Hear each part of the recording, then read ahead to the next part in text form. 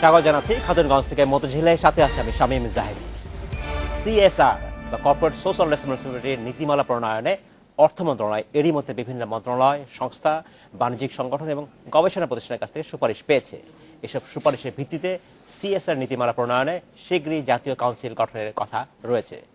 আজ আমরা আলোচনা করব ব্যাংকের সিএসআর নিয়ে এবং সিএসআর নীতিমালা নিয়ে, এবং এই নিয়ে কথা বলতে আমাদের স্টুডিওতে রয়েছেন বাংলাদেশ ডেভেলপমেন্ট ব্যাংকের পরিচালক ডক্টর A.K. ওবায়দুর রব। ডক্টর রব, আপনাকে স্বাগত জানাচ্ছি। কেমন আছেন আপনি? ভালোই আছি। আজকে আমরা আলোচনা করতে যাচ্ছি সিএসআর নিয়ে, কিন্তু আমরা আজকে একটু বেশি আলোচনা করতে চাই ব্যাংকের সিএসআর নিয়ে। সিএসআর নিয়ে বলতে চাচ্ছি যে সিএসআর নীতিমালার কথা যখন বলা হচ্ছে, তখন কি আসলে এই নীতিমালাটা কি ইন্ডাস্ট্রি বেসড হওয়া উচিত কিনা? প্রত্যেক ইন্ডাস্ট্রির জন্য তো আসলে এক এক ধরনের কাজ থাকে। আমি যদি বলি, যারা এই মুহূর্তে সিএসআর করে, কোনো সিমেন্ট ফ্যাক্টরি যদি কাজ করে, সে সিমেন্ট ফ্যাক্টরি এলাকা যদি তার কোনো পরিবেশগত সমস্যা হয়, সেটা মিটিগেট করবার জন্য একটা সিমেন্ট ফ্যাক্টরি কাজ করে। বা আমি এটাও জানি যে ব্রিটিশ এবং টোবাকো বাংলাদেশ, ওরা যেখানে সিগারেট উৎপাদন করে এবং সিগারেট উৎপাদনের জন্য তামাক চাষে কিউরিং করার জন্য যে কাঠ ব্যবহার হয়, গাছের খড়ি ব্যবহার হয়, এ কারণে অনেক গাছ কাটা পড়ে এবং এটাকে মিটিগেট করার জন্য তারা বৃক্ষরোপণ কর্মসূচি করে থাকে। সো এটা হচ্ছে একটা ইন্ডাস্ট্রি স্পেসিফিক। ব্যাংকের জন্য এই নীতিমালাটা কেমন হওয়া উচিত? না, প্রথমে আমাদেরকে ডিফারেন্সিয়েট করতে হবে সিএসআর এবং ফিলান্থ্রপির ভিতরে। এখন আমাদের অনেক ক্ষেত্রে সিএসআর এবং ফিলান্থ্রপিকে একসাথে নিয়ে আসতেছি। রাইট। আমাদের দেশে ব্যাংকের যে দুটো সেক্টর আছে, একটা সরকারি এবং বেসরকারি ব্যাংক, এখন তাদের কিন্তু কোনো সমন্বিত কার্যক্রম নেই এই সিএসআর নিয়ে। এখন সিএসআরটা যেটা আপনি আগেই বললেন, সিএসআর ফিলান্থ্রপি না। সিএসআর হলো সেই বিজনেস রিলেটেড এক্সপেন্ডিচার হবে, সেইখান থেকে সেই ইন্ডাস্ট্রি এক্সপেক্ট করবে একটা রিটার্ন। এইটাই তো আলটিমেট গোল। এখন আমাদের ব্যাংকের সিএসআরগুলোর জন্য যদি আমরা খুব ব্রডলি আলাপ করতে চাইতে, আমাদের দেশে মধ্য ইনকামের কান্ট্রি হচ্ছি এবং আগামীতে আমরা বলতেছি আমরা 2021 সালে মধ্য কান্ট্রি হব। সেইটার জন্য যে ইনফ্রাস্ট্রাকচার দরকার আমাদের, মানে অর্থনৈতিকভাবে উন্নতির জন্য, সেইখানে একটা মেজর রোল প্লে করতে পারে এই ব্যাংকগুলো। এখন আমাদের দেশে সরকারি বেসরকারি ব্যাংক মিলে প্রায় 60-এর কাছাকাছি ব্যাংক আছে এবং সেই ব্যাংকগুলো যদি একটা সমন্বিত পরিকল্পনা নিয়ে, পার্টিকুলারলি আমি যেটা স্ট্রেস দিব টেকনিক্যাল এডুকেশনের উপর, শিক্ষার উপর, টেকনিক্যাল এডুকেশনের উপর যদি আমাদের টেকনিক্যালি ট্রেন গ্রাজুয়েট বের করতে পারে যারা আগামী দিনের ভবিষ্যৎ। এখন আমরা যে গত কিছুদিন আগেই একটা অনুষ্ঠানে বলেছিলাম যে আমরা তো ডেমোগ্রাফিক ডিভিডেন্ড যেটাকে বলি, মানে যে জনসংখ্যার যে একটা যে অ্যাডভান্টেজ পজিশনে আছে, সেইটা তো আপনি হয়ে যাবে না, আমাদেরকে এটাকে ইউজ করতে হবে। সেইটার টাইমটা বড় কম। এটা এখন আমরা বলতেছি 30 বছর, এর ভিতর 2-3 বছর বা 5 বছর চলে গেছে। আগামী 25 বছরে আমাদেরকে সমন্বিতভাবে যদি আমরা টেকনিক্যাল এডুকেশনে ট্রেন টেকনিক্যাল গ্রাজুয়েট তৈরি করতে পারি, এরাই কিন্তু আমাদের দেশের অর্থনীতিকে চাকাকে চালু রাখবে এবং আগামীতে এরাই ইনকাম এবং এক্সপেন্ডিচারের সাথে জড়িত থাকবে। ব্যাংকরা ডাইরেক্টলি এটা বেনিফিটেড হবে। ধন্যবাদ। আমি একটা বিষয় আপনাকে জানতে চাচ্ছি, আমি যেহেতু আমরা ব্যাংকের সিএসআর কথা বলতে চাচ্ছি, আমরা কিন্তু প্রায় দেখি যে বিভিন্ন সময় ব্যাংকের যারা পরিচালক আছেন, যারা চেয়ারম্যান আছেন, তারা বিভিন্ন ফান্ডে বেশ বড় অঙ্কের টাকা দিচ্ছেন। হয়তো প্রধানমন্ত্রী ত্রাণ তহবিল হতে পারে, বা বিভিন্ন সময় বন্যা দুর্গতদের সাহায্যের জন্য ব্যাংক এই ধরনের সাহায্য দিয়ে থাকে। এই যে সাহায্য, এটা কি সিএসআর বলবেন নাকি এটাকে ফিলান্থ্রপি অ্যাক্টিভিটি বলবেন আপনার? ইন জেনারেল যদি আপনি বলেন, হিউম্যানিটেরিয়ান অ্যাসিস্ট্যান্সটা কিন্তু এই সিএসআর এর ভিতর আনতে পারেন না। কিন্তু যেহেতু আমাদের কোনো নীতিমালা এই ক্ষেত্রে নেই, আমাদের যে সিএসআর এর একটা মেজর পোরশন কিন্তু হেলথ রিলেটেড এবং হিউম্যানিটেরিয়ান অ্যাসিস্ট্যান্সে চলে যায়। আপনি যদি বেঙ্গুলার স্ট্রাকচার দেখবেন অ্যাপ্রক্সিমেটলি 30% হেলথ সেক্টরে যাচ্ছে এই খরচটা, আর এনাদার 30% কিন্তু এই যে হিউম্যানিটেরিয়ান অ্যাসিস্ট্যান্স। যেহেতু এখন মানে একটা বড় বন্যা হয়ে গেল বা একটা বড় দুর্যোগ হয়ে গেল, সেইখানে দরকার ইমিডিয়েটলি একটা ন্যাশনাল রিসোর্স মোবিলাইজ করতে হবে। সেইখানে আমরা বাধ্য হয়ে আমরা এই প্রধানমন্ত্রীর তহবিলে আপনি যেটা বললেন দিতে হচ্ছে। এখন এখানে কোনো অপশন নেই, কিন্তু আমরা যদি নীতিমালা থাকে এবং সেটার ভিতরে আমরা পার্থক্য করি যে কোন খাতে আমরা সিএসআর মানি ইউজ করবো, কোন খাতে আমাদের ব্যক্তিগত মানে প্রফিটের মানি, যেটা মানে ইন্ডিভিজুয়াল, আমি তো ফিলান্থ্রপি থেকেও নিয়ে আসতে পারি, আমি আমার জাকাত ফান্ড থেকে নিয়ে আসতে পারি, দেয়ার ডিফারেন্ট ওয়েজ টু কন্ট্রিবিউট ওইসব মানে। কিন্তু এখন যেটা হচ্ছে একটা লার্জলি হিউম্যানিটেরিয়ান অ্যাসিস্ট্যান্সে চলে যাচ্ছে। সেক্ষেত্রে আপনি যেটা বলছেন যে ব্যাংকগুলো যদি এখনো অনেক ব্যাংকই খরচ করছে, অনেক প্রতিষ্ঠানের মধ্যে ব্যাংক খরচ করছে, সেই খরচগুলো হচ্ছে বিক্ষিপ্ত হবে এবং সমন্বয়হীনতার হবে। অর্থাৎ এক এক ব্যাংক বা এক এক প্রতিষ্ঠান এক এক সেক্টরে করছে। একটা ইন্ডাস্ট্রি, আমি যদি বলি ব্যাংকিং ইন্ডাস্ট্রি, তারা একসাথে হয়ে একটি সমান একটি একক লক্ষ্যে, একক গোলে যদি তারা কাজ করে, আপনি যেটা বলছেন যদি টেকনিক্যাল এডুকেশন খুব দরকার, তেমন যদি হতে হয়, তাহলে এই সিএসআর ফান্ডটা আসলে কীভাবে ম্যানেজ করা হবে, কে দেখবে, তার দায়িত্ব কীভাবে আসতে পারে? আমাদের দেশে আপনি একটু আগে বলেন যে সিএসআর নীতিমালা হচ্ছে, ডেফিনেটলি নীতিমালাতে একটা স্ট্রাকচার থাকতে পারবে। একটা উদাহরণ হিসেবে বলে, আজ থেকে প্রায় 30 বছর আগে মালয়েশিয়া যখন তার ইন্ডাস্ট্রিয়ালি ডেভেলপ হচ্ছিল, তখন তাদের এই ইন্ডাস্ট্রিগুলো থেকে 2 থেকে 3% তাদের প্রফিটকে একটা ফান্ডে নিয়ে আসতো, সেই ফান্ডটা ইউজ করতো তারা এডুকেশনের জন্য।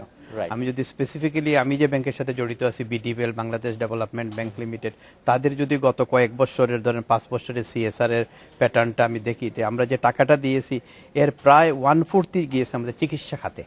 আচ্ছা, মানে কাউর ধরেন অসুস্থ ক্যান্সার রোগী, তা থেকে দেওয়া হয়েছে। আর তার প্রায় আরেকটা বড় অংশ চলে গেছে মানে ডিফারেন্ট এই যে শিক্ষা খাতে, মানে আচ্ছা। স্কলারশিপের জন্য। তো আপনি যদি সেইটা ধরেন নিয়ে তারপর এই যে কিছু আমরা শীতবস্ত্র বিতরণের জন্য করেছি, তো যেহেতু বিডিবিএল ব্যাংক ছোট ব্যাংক, আকারে ছোট, কিন্তু তারপরও যে আমাদের যে অ্যামাউন্টটা হচ্ছে প্রত্যেক, আমি একটা কুইকলি একটা গ্ল্যান্স দিয়ে দেখেছি যে কোনো ব্যাংকই তার প্রফিটের 3 থেকে 5%-এর বেশি সিএসআর এ খরচ করেন না। ডাচ বাংলা একটু বেশি হতে পারে, বা বেশিরভাগই কিন্তু 5-এর নিচে, এবং বেশিরভাগ ব্যাংকই আবার 2% বা 1%-এর নিচে। এখন আমাদের ব্যাংকগুলা গড়ে ধরেন 300 থেকে 400 কোটি টাকা যদি প্রফিট করে বছরে, তো সেই অ্যামাউন্ট 50টা ব্যাংক, অ্যামাউন্টটা কিন্তু ছোট না। প্রত্যেক বছর যদি আমি 200-250 কোটি সিএসআর ফান্ডে নিয়ে আসতে পারি এবং এটাকে প্রপার ইউটিলাইজ করতে পারি, টেকনিক্যাল গ্রাজুয়েট তৈরি করতে পারি, তাহলে কিন্তু ইন্ডাস্ট্রির জন্য লাভবান হবে। ধন্যবাদ ডক্টর রব। আমরা নিব ছোট্ট বিরতি। নিচ্ছি আমরা একটা ছোট্ট বিরতি, আবার শুরু করছি আলোচনা। ডক্টর রব, আপনাকে আবারও স্বাগত জানাচ্ছি। আমরা আলোচনা করছি নীতিমালার কথা। আমরা বলছি যে ইন্ডাস্ট্রি স্পেসিফিক যদি নীতিমালা হয় সেটা আরও ভালো হয়। সেক্ষেত্রে বলা হচ্ছে সরকার বিভিন্ন সংগঠনের কাছ থেকে সুপারিশ পেয়েছে। এই ধরনের কোনো সুপারিশ আপনারা যারা ব্যাংকের সাথে, ব্যাংকের ব্যবসার সাথে জড়িত, তারা দিয়েছেন কিনা, বা আপনারা নিজেদের ফোরামে, আপনাদের ফোরাম রয়েছে, সেইখানে আপনারা কথা কখনো বলেছেন কিনা? এটা আমাদের ফোরামে আমরা কথা বলেছি, ইউনাইটেড ভাবে আমরা কোনো এরকম নীতি আমরা সুপারিশ দিইনি। মানে এটা মেইনলি ইউজ করা হচ্ছে যে অন্যান্য সেক্টর ইন্ডাস্ট্রিগুলোতে, আমাদের যদি ব্রডলি আপনি ডিফাইন করেন, ইন্ডাস্ট্রিগুলোতে 7 থেকে 8টা বড় সেক্টরে ভাগ করতে পারেন। প্রত্যেক সেক্টর থেকে চাওয়া হয়েছে ওদের মানে মতামত কি, ওরা কোন সেক্টরে যাচ্ছে। এখন ব্যাংকগুলো আগেই যেটা বললাম যে প্রাইভেট সেক্টর ব্যাংকে অনেক দিন ধরেই সিএসআর টাকা দিয়ে যাচ্ছে। সরকারের নীতিমালার জন্য বা সরকারের নির্দেশে গত কয়েক বছর সরকারি ব্যাংকগুলো সিএসআর দিচ্ছে না, এই বছর থেকে আবার শুরু হয়েছে। তো সেই প্রত্যেকেরই বাজেট লিমিটেড এবং বাজেটের ভিতর, এবং সরকারি ব্যাংকগুলোর অবস্থা তো আপনি দেখতেই পাচ্ছেন, তাদের প্রফিটের একটা সিগনিফিক্যান্ট পোরশন এখন ক্লাসিফাইড লোন, তো এই যে অনেক ব্যাপারে সরকারি ব্যাংকগুলো এখন অসুবিধায় আছে। তো সেই পরিপ্রেক্ষিতে সরকারি ব্যাংকগুলোর ভিতরে এরকম মানে ইন্ডিভিজুয়ালি মানে কালেকটিভলি আলাপ হয়নি, কিন্তু আমরা বোর্ডে যখন বসি ব্যাংকগুলোতে, তখন কিন্তু আমরা এই ব্যাপারে আলাপ করি যে আমরা কোথায় বেস্ট এফেক্টিভ, আমাদের যে অল্প যে টাকাটুকু আছে সেইটাকে কোথায় ইফেক্টিভলি আমরা ইউজ করতে পারি, যেটা ওভারঅল গ্রোথের জন্য সাহায্য করবে, শুধু ফিলান্থ্রপির জন্য না, টাকা দেওয়ার জন্য না। যেটা আপনি জানেন, আমরা বেশিরভাগই লোক জানি যে আমাদের দেশে একটা সিগনিফিক্যান্ট অংশ জাকাত হয়, এবং সেই জাকাতটাও কিন্তু এই হিউম্যানিটেরিয়ান অ্যাসিস্ট্যান্সের জন্য অনেক ক্ষেত্রে ইউজ করা যেতে পারে। এখন এই নাম্বার নিয়ে অনেক বিতর্ক আছে, কিন্তু বলা হয় 30,000 কোটি টাকা, 30,000 কোটি টাকা প্রত্যেক বছর জাকাত হিসাবে আমাদের দেশে আমরা ডিস্ট্রিবিউট করি ডিফারেন্ট ফর্মে। সেইটা কিন্তু সেখানে কোনো সমন্বিত কোনো কার্যক্রম নেই। আমি আমার ইন্ডিভিজুয়ালি, কেউ ঘর বানিয়ে দিচ্ছি, কেউ জাকাতে শাড়ি কিনে দিচ্ছি, কেউ বলতেছি আমি তোমাকে টাকা পয়সা দিচ্ছি। মাদ্রাসাতে, কৌমি মাদ্রাসা আমাদের দেশে যে একটা বিরাট বড় এডুকেশন সিস্টেম, এর ফান্ড পেয়ে থাকে এই জাকাত ফান্ড থেকে। মানে আপনি বিশ্বাস করবেন কি জানি না, মানে অনেক মানে যারা কৌমি মাদ্রাসার এগেনস্টে কথা বলে, তাদেরও কিন্তু তাদের যে জাকাতের একটা অংশ সেই কৌমি মাদ্রাসাতে ওনারা দিয়ে থাকে। কারণ হলো ওই আল্লাহর সাথে একটা মানে অ্যাটাচমেন্টের জন্য। অনেক সময় তাদের বাবারা এসে দিয়ে এসেছেন, মানে ওই দিয়ে ওই কন্টিনিউশন মাদ্রাসাতে দিতে হচ্ছে, সেই মাদ্রাসা এবং লিল্লা বোর্ডিং যেটা হয়, জাকাত তো কিছু স্পেসিফিক জায়গায় কাজ করা মানে খরচ করা যায়, মানে শিক্ষায় থাকা খাওয়ার জন্য সেই টাকাটা দেওয়া যায়। যদি নীতিমালা হয় এবং সেই নীতিমালাতে যদি বলা হয় যে ইন্ডাস্ট্রি কি ধরনের কি খাতে ব্যয় করবে, এবং সেটা সরকার থেকে যদি নির্ধারণ করা হয়, সেটা কি ভালো হবে? নাকি এমন ইন্ডাস্ট্রিতে এমন অভিযোগ করতে পারে যে ইন্ডাস্ট্রি যেখানে প্রয়োজন মনে করে তাদের স্বার্থে তারা বেছে নেবে তারা কোন খাতে এই অর্থ ব্যয় করতে চায় সিএসআর, সেইটা কি কোনো কনফ্লিক্ট হবে কিনা যদি হয়? এক্স্যাক্টলি সরকার আমার মনে হয় না এরকম একবারে স্ট্রিক্ট রুল করে দিবে যে আপনাকে এইখানে খরচ করতে হবে। আপনি একটু আগে যেটা বললেন যে টবেকো তাদের সারাউন্ডিং এরিয়াতে যারা তামাক চাষে জড়িত, তাদের হেলথ এবং এডুকেশনের জন্য পয়সা ব্যয় করে। আগে যদি আপনি মানে আমাদের দেশে যে 22 পরিবার ছিল যারা মানে তৎকালীন ইন্ডাস্ট্রি, তাদের দিকে চিন্তা করে দেখেন, তারা যে এইখানে ইন্ডাস্ট্রিগুলো করেছিল এর সাথে কিন্তু স্কুল কলেজ করেছেন। এক্সাম্পল যেন চন্দ্রকোনা পেপার মিল, জি, যেটা যারা তৈরি করেছিল তারা কিন্তু চন্দ্রকোনা পেপার মিলের খুব একটা ভালো স্কুল ছিল। আচ্ছা। Bawani jute mill, Bawani jute মিলের খুব একটা ভালো স্কুল ছিল। যে similarly Adamjee cantonment school college যেগুলা করেছিল আদমজি গ্রুপ, মানে ওরা কিন্তু ওইটা কিন্তু ওই সময় সিএসআর হিসাবে দিত না, কিন্তু তারা ইন্ডাস্ট্রি থেকে যে প্রফিটটা পেতো সেই প্রফিটের একটা অংশ তারা খরচ করতো development of their own staff এবং তাদের ডিপেন্ডেন্টের জন্য।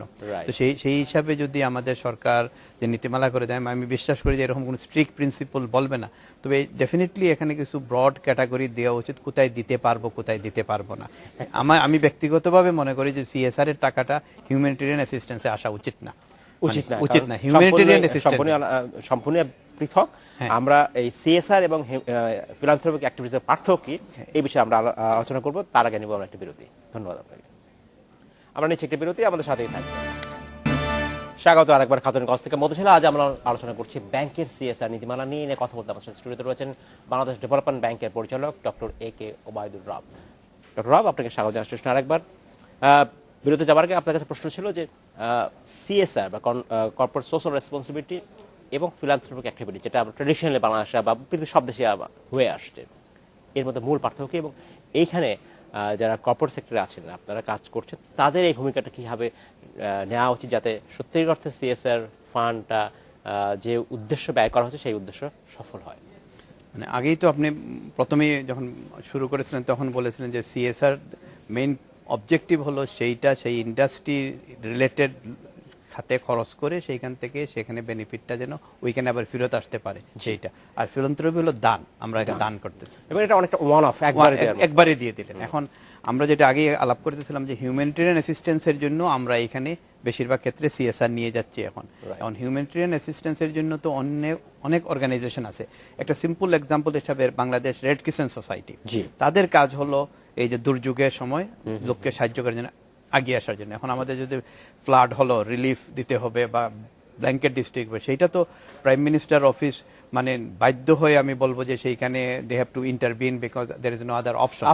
কোনো অপশন নেই গভর্নমেন্টকে এখন সেইখানে এই ব্যাংক থেকে কম্বল নিয়ে হোক আর ক্যাশ টাকা নিয়ে হোক, প্রাইম মিনিস্টার অফিসের তো এই রেসপন্সিবিলিটি না যে আমি এই যে কি করবো, এই যে ফ্লাডটাকে কাভার করলো। আমাদের দুর্যোগ ব্যবস্থাপনা মন্ত্রণালয় আছে, তাদের সাথে রেড ক্রিসেন্ট কাজ করতে পারে।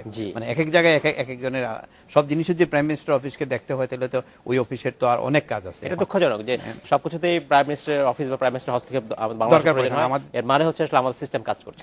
এখন সেই ক্ষেত্রে বললাম যে রেড ক্রিসেন্ট সোসাইটির কাছে যদি আমাদের কাছে একটা সিগনিফিক্যান্ট অ্যামাউন্ট অফ টাকা থাকে যেটা দিয়ে তারা এই যে দুর্যোগ ব্যবস্থাপনার জন্য কাজ করবে, কোনো অসুবিধা নেই। এখন রেড ক্রিসেন্ট সোসাইটি টাকা পাবে কোথায়, মানে সেটাই প্রশ্ন। সিএসআর ফান্ডে টাকাটা আসে এই কারণে যে প্রাইম মিনিস্টার অফিসে যখন টাকাটা দেওয়া হয় সেটা প্রাইম মিনিস্টার অফিস ইউজ করে এই যে এই খাতটাকে ইউজ করার জন্য স্ট্রাকচারটা ইউজ করে। তো সেই স্ট্রাকচারটা ইউজ করেও তো রেড ক্রিসেন্ট কাজ করতে পারে। কারণ রেড ক্রিসেন্টের কোনো টাকা জেনারেশনের ইনকাম নাই। বিদেশে অনেক জায়গায় দেখেছি আমি কি থেকে আরম্ভ করে স্টোর থেকে আরম্ভ করে রাস্তাঘাটে রেড ক্রিসেন্টের জন্য টাকা পয়সা কালেকশন করা হয়। যে আমরা যেখানে বলতেছি একটা মধ্য ইনকাম এর কান্ট্রি হয়ে যাচ্ছে, যেখানে আমরা বলতেছি প্রায় 40 লক্ষ পরিবার মোটামুটি অর্থনৈতিকভাবে মিডল ইনকামের কাছাকাছি চলে আসছে। 3 কোটি পরিবারের ভিতরে রাফলি আমাদের বলতেছি 40 লক্ষ মোটামুটি একটা স্টেজে চলে আসছে। সেই 40 লক্ষ পরিবার কি বৎসরে আমরা 2,000, 5,000, 10,000 টাকা রেড ক্রিসেন্টকে ডোনেট করতে পারি না? যেটা আমি আগেই বললাম যে জাকাতে যেরকম আমরা দিতে পারি, সেইভাবে ইজিলি আমরা রেড ক্রিসেন্টের একটা ফান্ড আমরা বছরে কত ফিলান্থ্রপির জন্য বা হিউম্যানিটেরিয়ান অ্যাসিস্ট্যান্স 100 কোটি, 200 কোটি, 300 কোটি একটা অ্যামাউন্ট দরকার পড়ে আমরা পাস্ট হিস্ট্রি অ্যানালাইসিস করলে জানতে পারবো।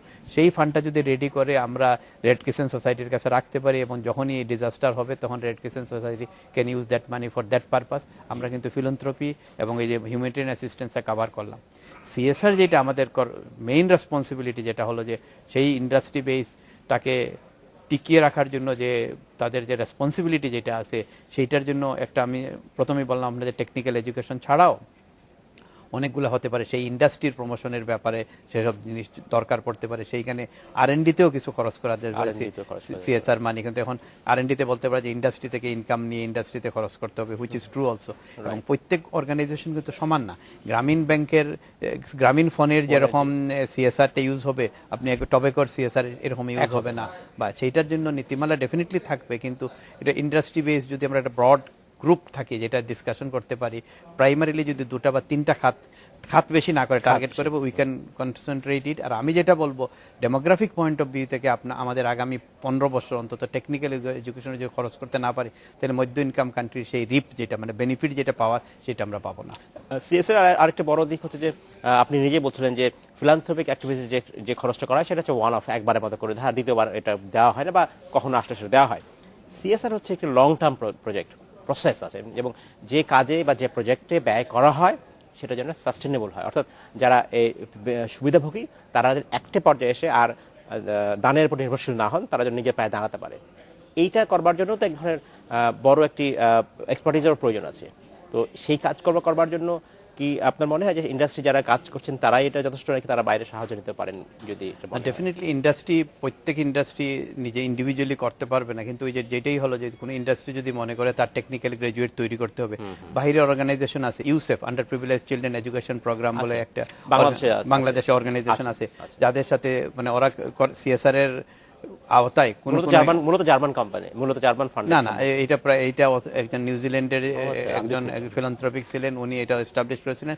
ইউসেফ হলো এখন প্রাইমারিলি ডিএফআইডি ফান্ডেড একটা প্রজেক্ট, বাট আমাদের অনেকগুলা আমাদের ইন্ডাস্ট্রির অনেকগুলা বড় বড় অর্গানাইজেশন আছে, তারা এদেরকে সাহায্য করতেছে।